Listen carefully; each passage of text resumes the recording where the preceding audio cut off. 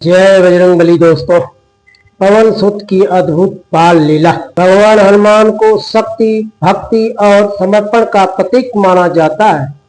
उनकी पहली और अत्यंत प्रसिद्ध कथा उनके बाल्यकाल से जुड़ी हुई है, जो आज सभी भक्तों को प्रेरणा देती है। कहा जाता है कि हनुमान जी का जन्म माता अंजनी और पिता केसरी के घर हुआ। वे पवन देव के आशीर्वाद से उत्पन्न हुए, इसलिए उन्हें पवन सुत भी कहा जाता है। बचपन से ही वे अत्यंत तेजस्वी, निडर और चंचल थे।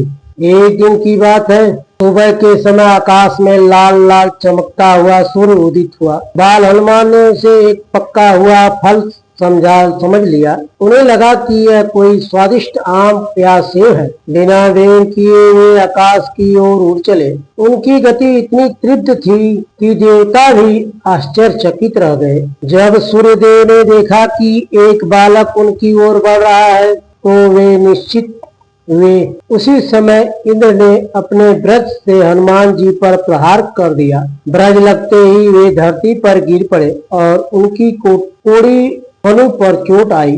इसी कारण उनका नाम हनुमान पड़ा। यह देखकर पवन देव क्रोधित हो गए।